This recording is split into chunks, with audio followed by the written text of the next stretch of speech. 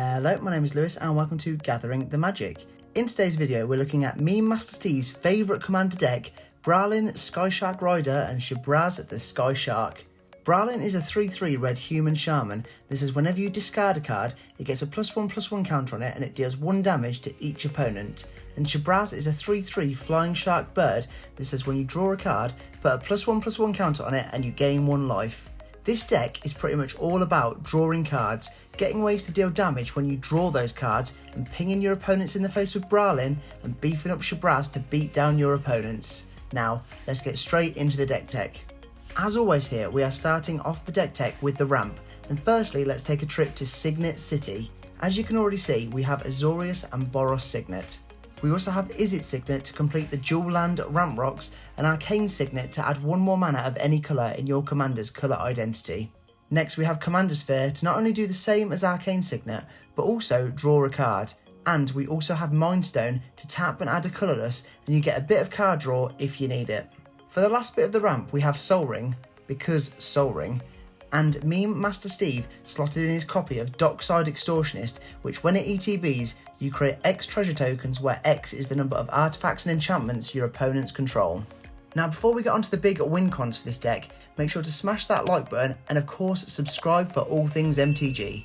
It's free to do, it helps out the channel, and you can always unsubscribe at a later date when you get sick of that annoying British accent. We normally save it for the end, but to really emphasise how important card draw is, we're showing off the win cons first.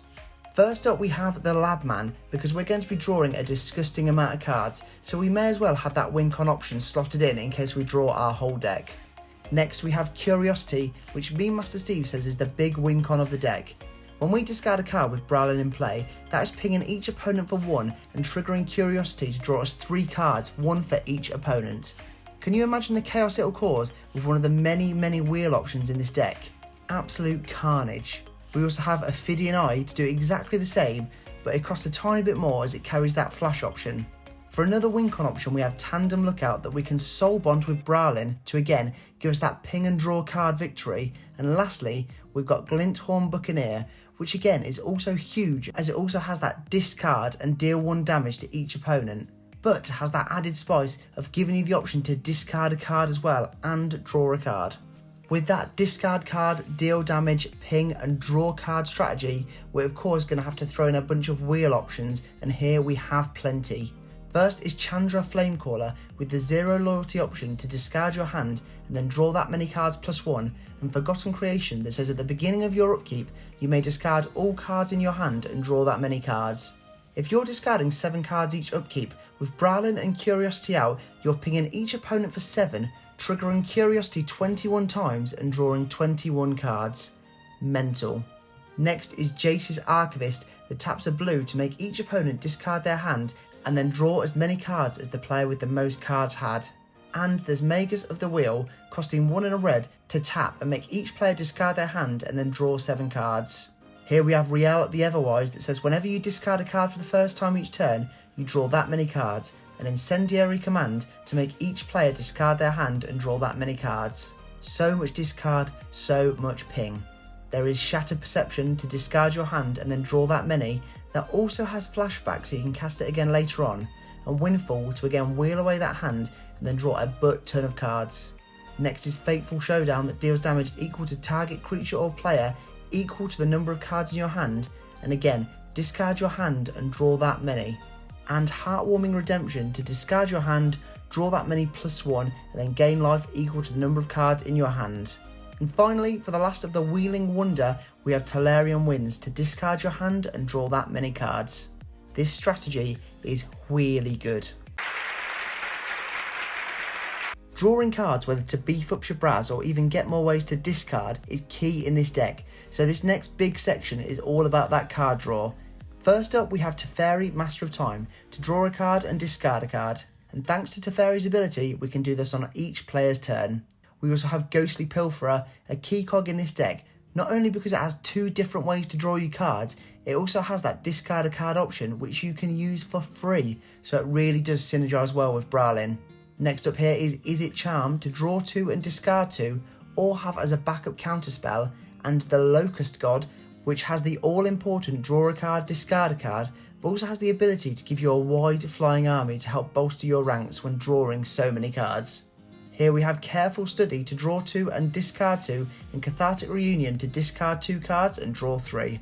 Next up is Faithless Looting to draw 2 and then discard 2, again with that cheeky flashback option, and Gitaxian Probe from New Phyrexia to look at an opponent's hand and draw a card.